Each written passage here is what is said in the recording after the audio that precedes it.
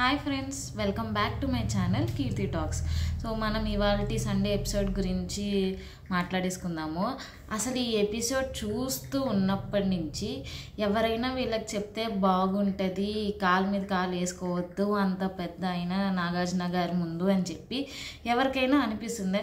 Through out weekend episodes నాకైతే చూసినంతసేపు ఎప్పుడైతే big boss full కంటెస్టెంట్స్ని చూపిస్తారో కళ్ళు ఆటోమేటిక్గా వాళ్ళు కాలు మీద కాలు వేసుకోవటమే కనిపిస్తుంది. అది ఎవరైనా వచ్చి చెప్తే బాగుంటుంది అని నిజంగా ఆ ఫీలింగ్ మాత్రం వస్తుంది.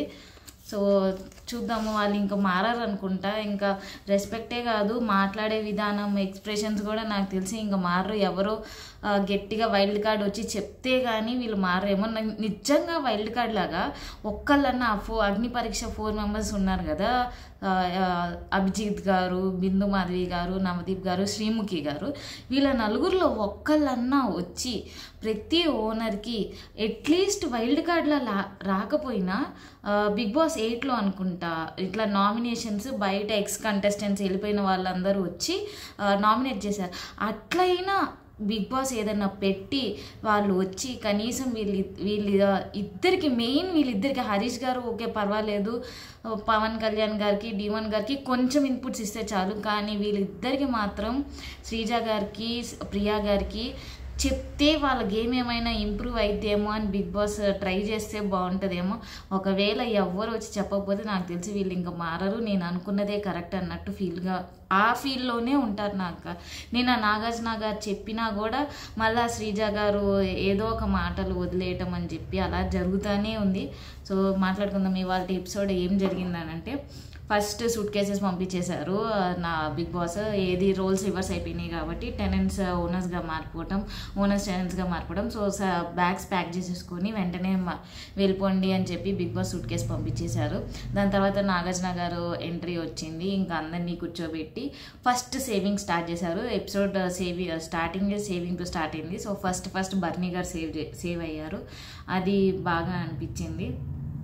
ఇంకా నాగార్జున గారు వచ్చేసరికి అందరు ఇంకా గార్డెన్ ఏరియాలో కూర్చోలేదు. సో అప్పుడు తనుజ గారు కిచెన్లో ఏం చేస్తున్నారని నాగార్జున గారు అడిగితే, ఇప్పుడే కదా సార్ మేము ఓనర్స్ అయ్యాము, టీ తాగి 15 days అయింది, అందుకే టీ పెట్టుకుంటున్నామని చెప్పి తనుజ గారు చెప్పటము. సో తనుజ గారు కాఫీ ఇంత డబ్బా కోసం రిక్వెస్ట్ చేశారు. అప్పుడు నాగార్జున గారు కూడా ఏదైనా సీక్రెట్ చెప్తే ఇస్తాను అని చెప్పి బిగ్ బాస్కి సజెస్ట్ చేస్తానని చెప్పి నాగార్జున గారు చెప్పటము. తనుజ గారు కాఫీ షాప్లో మీట్ అయ్యాను ఒక పర్సన్ని, అది ఎవరికి తెలియకుండా వచ్చానని చెప్పి అలా చెప్పారు. అండ్ నాగార్జున గారి కామెడీ కూడా బాగుంది దీంట్లో. లైక్ ఇమాన్యుయల్ తనుజ గారి మధ్య ఒక టాస్క్ జరిగింది కదా, ఆ ఫోన్ కాల్ ఏదైతే ఉందో, రమేష్ కాదు ఇమాన్యుయల్ అది ఇదే.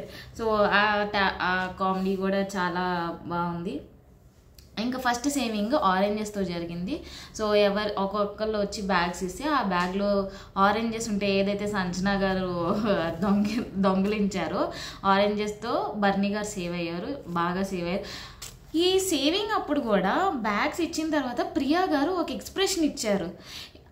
ఏం ఎక్స్ప్రెషన్, ఎవరికి ఇస్తున్నారా? ఆమె సేవ్ అవ్వలేదని బ్యాగ్తో పట్టుకోగానే ఆమెకు అర్థమైపోయిందా, లేకపోతే ఏం ఎక్స్ప్రెషన్ ఎవరికి ఇస్తున్నారని నాకైతే అర్థం కాలేదు ఇవాళ ఎపిసోడ్లో. ఆ ఎక్స్ప్రెషన్ గురించి ఏంటో కానీ. దాని తర్వాత ఇంకా బర్నీ గారు సేవ్ అయిన తర్వాత అదే రౌండ్లో హరీష్ గారు కూడా సేవ్ అయిపోయారు. సో గుడ్, హరీష్ గారు కూడా నాకు తెలిసి ఇంకా కమింగ్ వీక్స్ గేమ్ బాగుంటుందనే అనిపిస్తుంది హరీష్ గారిది. We should see what will happen about his game. దాని తర్వాత ఇంకా ప్రియా గారి కోసం ఒక వీడియో వేశారు బిగ్ బాస్ టీమ్. ఏదైతే ఆ థమ్స్అప్ సంజన గారు, ఫ్లోరా గారు తాగారు కదా గార్డెన్ ఏరియాలో, సో దాని గురించి బిగ్ బాస్ వీడియో వేసి ఎక్స్క్లూజివ్లీ ఓన్లీ ఫర్ ప్రియా గారు అని చెప్పి నాగార్జున గారు చెప్పారు. అండ్ ఈ వీడియో వల్ల నామినేషన్స్ రాకూడదని కూడా స్పెసిఫిక్గా చెప్పారు. లేకుంటే గుడ్డుకి ఎట్లయితే బర్నీ గారికి అన్ని ఓట్లు ఈ టెనెంట్స్ ఎవరైతే ఇప్పుడు ఇంతకుముందు ఓనర్స్ ఇప్పుడు టెనెంట్స్గా అయ్యారో, ఎట్లయితే ఆ గుడ్డు రూపంతో బర్నీ గారికి వేశారో, ఇప్పుడు కూడా ఆ థమ్స్అప్ రూపంతో థమ్స్అప్ రీజన్ పెట్టుకొని ఓన్లీ సంజన గారిని, ఫ్లోరా గారిని అటాక్ చేస్తారేమో అని చెప్పి నాకు తెలిసి రేపటి నామినేషన్స్లో. అందుకని ముందే చెప్పేశారు నాగార్జున గారు. That is also good. లేకుంటే అందరూ వచ్చి మళ్ళీ ఆ సంజన గారికి, ఫ్లోరా గారికి వేసేవాళ్ళు నామినేషన్. ఇంకా దీని తర్వాత నిన్నటి ఎపిసోడ్ కంటిన్యూషన్గా డీమోన్ గారు ఎప్పుడైతే కెప్టెన్సీ రివోక్ చేశారో ఆ టాస్క్ గురించి కెప్టెన్సీ టాస్క్ గేమ్ వచ్చింది. టైర్స్ ఇచ్చారు. 4 మెంబర్స్ ఉన్నారు కాబట్టి 4 టైర్స్, బట్ 3 బ్లాక్సే. ఆ బ్లాక్లో బజర్ నొక్కినప్పుడు ఆ బ్లాక్స్లో టైర్ ఉండాలి. ఆ టైర్ ఉన్న వాళ్ళే విన్. అండ్ ఫస్ట్ టైర్ బాగా ఫైట్ చేశారు 4. నిజంగా దిస్ ఈజ్ ఫెయిర్ గేమ్, అందరూ ఫెయిర్ గేమే ఆడారు. కానీ పడేసారు స్విమ్మింగ్ పూల్లో. మేబీ అది వాళ్ళ స్ట్రాటజీ అయి ఉండొచ్చు స్విమ్మింగ్ పూల్లో పడేయటం, బట్ అందరు గట్టి ఫైట్ ఇచ్చారు. అండ్ డీమోన్ గారే కెప్టెన్ అయ్యారు. మళ్ళీ నాగార్జున గారు అన్నారు కూడా, ఇది గెలుపు, దీనిలో సాటిస్ఫాక్షన్ ఉండదు. ఎప్పుడైనా మనం గేమ్ ఫెయిర్గా ఆడి ఎవరి సపోర్ట్ తీసుకున్నా కూడా ఫెయిర్గా ఆడితే, అండ్ సంచాలకులు కూడా ఫెయిర్గా చెప్తే ఫస్ట్ రౌండ్లోనే ఇద్దరిని ఎలిమినేట్ చేసి ఆ ఫెయిర్నెస్ వాళ్ళకి సెల్ఫ్ సాటిస్ఫాక్షన్ ఇస్తుంది. మనం కరెక్ట్గా ఆడామరా గేమ్ అని. అది ఓవరాల్గా ఫైనల్ వాళ్ళకే పాజిటివ్ అవుతుంది అవుట్ సైడ్ కూడా. సో డీమోన్ గారు గుడ్, ఆయన ఓన్ చేసుకున్నారు. మళ్ళీ ఆయనే కెప్టెన్. అండ్ ఆ వాల్ మీద నుంచి ఆయన ఫోటో ఏం తీసేయలేదు. అండ్ సెకండ్ సేవింగ్కి వచ్చారు. సెకండ్ సేవింగ్ జరిగినప్పుడు క్యాక్టస్ తెచ్చారు, టాకింగ్ క్యాక్టస్ ఇచ్చినప్పుడు నాగార్జున గారు ఏమన్నారంటే, క్యాక్టస్ని అడగండి యామ్ ఐ సేఫ్ అని చెప్పి అందరూ అలానే స్టార్ట్ చేశారు. సుమన్ శెట్టి గారి దగ్గరకు వచ్చినప్పుడు మాత్రం ఐ యామ్ సేఫ్ అని అన్నారు. సో అది కూడా ఆయన కామెడీగా అన్నారా లేకుంటే అర్థం కాకుండా అన్నారా, కానీ బాగుంది. ఫైనల్లీ ఆ క్యాక్టస్ వల్ల సుమన్ శెట్టి గారు సేవ్ అయ్యారు. దట్ ఈస్ ఆల్సో ఆబ్వియస్లీ అందరికీ తెలిసిందే, ఆయనకున్న హైప్ బయట మామూలుగా లేదు. సో ఆయన సేవ్ అవుతారని చెప్పి తెలిసిందే. ఇంకా దాని తర్వాత సేవింగ్స్ కెప్టెన్సీ టాస్క్ సేవింగ్ అయ్యాక పోటీ పెట్టారు, టెనెంట్స్ వర్సెస్ ఓనర్స్ అని చెప్పి. ఇప్పుడు ఓనర్స్ సెలబ్రిటీస్, కామనర్స్ టెనెంట్స్ అయ్యారు. సో ఇప్పుడు ఏం జరిగిందంటే lyrics, guess the song lyrics అని చెప్పి అదొక టాస్క్ నడిచింది. డ్యాన్సులు ప్రతి సండే ఎపిసోడ్లో ఏదో ఒక ఎంటర్టైన్మెంట్ ఉంటుంది కదా. సో వాళ్ళ ఎపిసోడ్లో కూడా అట్లానే సాంగ్స్ వేసి డ్యాన్స్ వేయటం అవన్నీ చెప్పారు. సో ఇంకా నార్మల్గానే జరిగింది. నాకు తెలిసి టెనెంట్స్ విన్ అయినట్టున్నారు ఆ సాంగ్ పోటీలో. So it was also good, అందరూ బాగా డ్యాన్స్ చేశారు అన్ని పాటలకి. దాని తర్వాత మోస్ట్ బోరింగ్ అనేది ఒక బోర్డు వచ్చింది. సో బోర్డు కాదు, ఒక జైల్ లాగా వచ్చింది మోస్ట్ బోరింగ్ అని. సో ఒక్కొక్క పర్సన్ వచ్చి మోస్ట్ బోరింగ్ అనేది ఎవరు చెప్పండి అని చెప్పి చెప్పారు. అందరూ మ్యాక్సిమం ఫ్లోరా గారి పేరే చెప్పారు. ఇందులో కూడా నాగార్జున గారు శ్రీజ గారిని పిలిచారు. అందరినీ పిలిచారు 1 by 1. ఎవరైనా వచ్చి వాళ్ళ ఒపీనియన్ చెప్తున్నారు, కానీ శ్రీజ గారు ఉండి నాకు తెలిసి అందరికి కూడా అవతల వాళ్ళ ఒపీనియన్ శ్రీజ గారు చెప్పటం ఎందుకు ఇక్కడ? అది ఆమెకి తెలియకుండా చెప్తున్నారా, తెలిసి చెప్తున్నారా, లేకుంటే నాకు అందరికి ఏం తెలుసు అని మాట్లాడుతున్నారా? అది నిజంగా నేను ఇందాక చెప్పినట్టు ఎవరన్నా వచ్చి వీళ్ళిద్దరికి చెప్తే తప్ప వీళ్ళ గేమ్ నాకు తెలిసి మారదు. ఇంకా ఎక్స్పెక్ట్ చేయటం కూడా నాకు తెలిసి వేస్టే. సో ఇంకా హరీష్ గారు, తనుజ గారు ఒక్కరే హరీష్ గారిని సెలెక్ట్ చేశారు మోస్ట్ బోరింగ్ పర్సన్ లాగా. సో ఇది కూడా ఆమె జెన్యున్గా చెప్పింది. హరీష్ గారు కూడా మంచి హ్యూమర్ అవన్నీ ఉన్నాయి కాబట్టి, సో లాంగ్వేజ్ బ్యారియర్ లేకపోయినా ఆయన ఇంకొంచెం ఇంటరాక్ట్ అయితే బాగుంటుంది అని చెప్పి తనుజ గారు చెప్పారు. సో హరీష్ గారు కూడా అది సీరియస్గా తీసుకోకుండా కామెడీగా తీసుకొని మీతో దోస్త్ అయ్యేంత వరకు వదలను అని చెప్పి హరీష్ గారు అంటాం బాగుంది. సో నాకు తెలిసి వాళ్ళ వైఫ్ ఇచ్చిన ఇన్పుట్స్ మీద వల్ల ఆయన ఇంకా పాజిటివ్గా ఆడి ఆయన ఇంకా బాగా ఆడాలని నేను కోరుకుంటున్నాను. Because he was well deserve from అగ్ని పరీక్ష. సో ఆయన వచ్చారు. సో ఆయన గేమ్ ఎలా ఉంటుందో ముందు ఎపిసోడ్స్లో మనకు తెలుస్తుంది.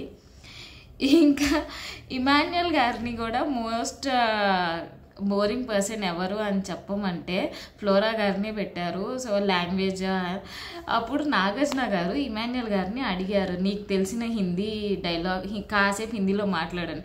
ఇమాన్యుయల్ గారిని భయ్యా తోడా ప్యాజ్ డాలో అనే డైలాగ్ తప్ప నాకు ఏం రాదని చెప్పటం. హ్యూమర్ చాలా బాగుంది. నేను ఫస్ట్ ఎపిసోడ్ రివ్యూ నుంచి అదే చెప్తున్నాను. ఇమాన్యుయల్ గారి sense of humour it is too good. Emotions కానీ హ్యూమర్ కానీ టాస్క్లు కానీ ఇమాన్యుయల్ గారు కూడా బాగా ఆడుతున్నారు. It is good.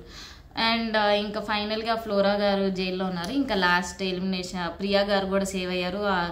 బాక్సెస్ ఇచ్చారు, కలర్ గ్రీన్ వస్తే సేవ్ అని చెప్పారు. లాస్ట్ 3 మెంబర్స్ ఉన్నట్టున్నారు, మనీష్ గారు, ఫ్లోరా గారు, ప్రియా గారు.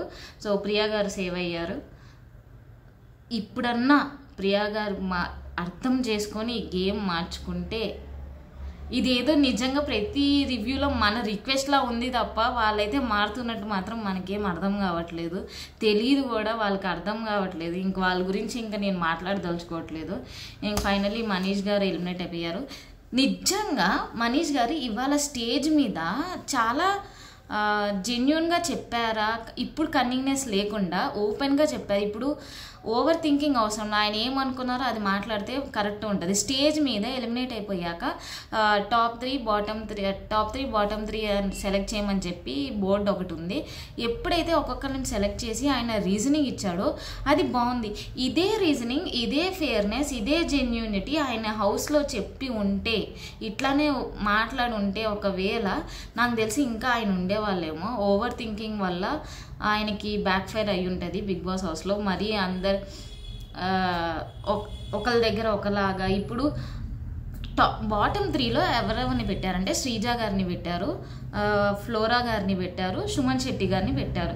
సుమన్ శెట్టి గారి గురించి వీళ్ళెవరికి తెలియదు కాబట్టి ఓకే ఫైన్, ఆయన సైలెంట్గా ఉన్నారు, ఇంటరాక్ట్ అవ్వట్లేదని చెప్పి okay, that is a different matter. వాళ్ళు బయటకు వచ్చే ఎపిసోడ్స్ చూస్తే తప్ప తెలియదు ఆయన ఎంత జెన్యున్గా ఉన్నారు, ఎంత ఫెయిర్గా ఆడుతున్నారు, ఎక్కడ మాట్లాడాలి, ప్రతి ఒక్కరి దగ్గరికి వెళ్ళి ఏమన్నా బాధపడుతున్నారా అన్నీ షేర్ చేసుకోవడానికి తను ఒక షోల్డర్ లాగా ఉంటున్నాడు అని చెప్పి వాళ్ళు చూస్తే తప్ప వాళ్ళకి అర్థం కాదు.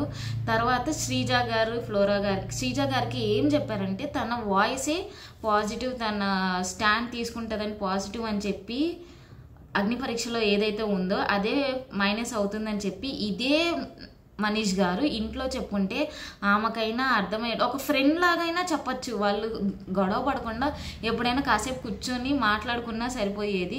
ఇక్కడ మాట్లాడినట్టు అక్కడ మాట్లాడుంటే ఇంకా బాగుండేది అనిపించింది నాకు. అండ్ ఇంట్లో ఎప్పుడైతే నాకు నెగిటివ్ ఫేక్ ఫ్రెండ్షిప్ నెగిటివిటీ వస్తుంది బర్నీ గారు వీళ్ళ దగ్గర నుంచి, నేను వాళ్ళ పక్కన పడుకోను అని అన్న మనీష్ గారు టాప్ 3లో ఫస్ట్ బర్నీ గారిని పెట్టారు. బర్నీ అండ్ ఆయన చెప్పిన రీజన్ కూడా నేను ఫస్ట్ డే నుంచి అబ్జర్వ్ చేస్తున్నాను. ఓన్లీ ఆ ఒక గుడ్ టాస్క్ వల్లే మనకి అలా హీట్ ఆర్గ్యుమెంట్ జరిగిందని చెప్పటం. ఏమంటారు, మనీష్ గారు ఇంట్లోనే మాట్లా అన్నారు, ఇక్కడ స్టేజ్ మీద రాగానే బర్నీ గారిని it is my pleasure to play with you, meeting you అని చెప్పి అలా అనటం. బట్ ఇది జెన్యున్గా అన్నారేమో అని అనిపించి దట్ ఈస్ గుడ్. ఇదే ఫ్రెండ్షిప్ కానీ ఇదే మంచితనం ఆయన బర్నీ గారితో ఇంట్లో అలా ఉండుంటే బాగుండేది అనిపించింది ఇమాన్యుయల్ గారు. సో ఇమాన్యుయల్ గారు కూడా డిజర్వ్ క్యాండిడేట్. అండ్ హరీష్ గారిని సంజనా గారిని సెలెక్ట్ చేశారు మనీష్ గారు. వీళ్ళ పేర్లు ఎప్పుడైతే ఫోటోలు ఎప్పుడైతే మనీష్ గారు బోర్డు మీద పెడుతుంటే మీరు ప్రియా గారి ఎక్స్ప్రెషన్ శ్రీజ గారి ఎక్స్ప్రెషన్స్ చూడాలి. అబ్బా అసలు మన పేరు పెట్టలేదు ఎందుకు, ప్రియా గారు శ్రీజ గారిది ఆల్రెడీ బాటమ్ 3 వచ్చేసింది. బాటమ్ 3 పెట్టేటప్పుడే ఆమె ఎక్స్ప్రెషన్ అబ్బా అని అనుకున్నారు. ప్రియా గారు అయితే నా పేరు పెడతాడా ఫైనల్లీ పెట్టలేదని చెప్పి ఇంకా ఆమె ఫీల్ అయినట్టున్నారు. మరి ఆ డిస్కషన్ ఏమన్నా నైట్ గుసగుసల్లో కానీ 24/7లో జరిగిద్దేమో, లేకపోతే రేపు నామినేషన్స్లో ఇంకా ఆయన వెళ్ళిపోయారు కాబట్టి ఏముండదు. నాకు తెలిసి ఓన్లీ ప్రియా గారు శ్రీజ గారు డిస్కస్ చేసుకుంటే తప్ప అది మనకు తెలియదు వాళ్ళు ఏమనుకున్నారనేది మనీష్ గారు ఈ బోర్డ్స్ పెట్టిన తర్వాత. సో గుడ్ ఫ్రమ్ మనీష్ గారు. ఇంకొంచెం ఉంటే ఇలా ఉండుంటే ఇంకా సర్వైవ్ అయ్యే వాళ్ళేమో ఇంట్లో అని నాకు అనిపించింది. ఇంకా ఫైనలీ ఫ్లోరా గారు వాషింగ్ బ్యూటీ ఆమె జైలుకి వెళ్ళిపోతుంది కాబట్టి ఆ బిగ్ బాంబ్ ఎవరికి వేస్తామని మనీష్ గారిని అడిగితే ప్రియా గారితోనే కొంచెం ఫ్రెండ్షిప్ కొంచెం రైవలరీ ఉంది కాబట్టి ఆమెకే ఇస్తానని చెప్పి ప్రియా గారికి ఇచ్చేశారు. That is the end of today's episode. నేను చెప్పే కంటెంట్ మీకు గనక కనెక్ట్ అవుతుంటే ప్లీజ్ లైక్ చేసి షేర్ చేయొచ్చు కదా. Thank you guys. మళ్ళీ రేపటి ఎపిసోడ్ రివ్యూలో కనెక్ట్ అవుదాం. బాయ్.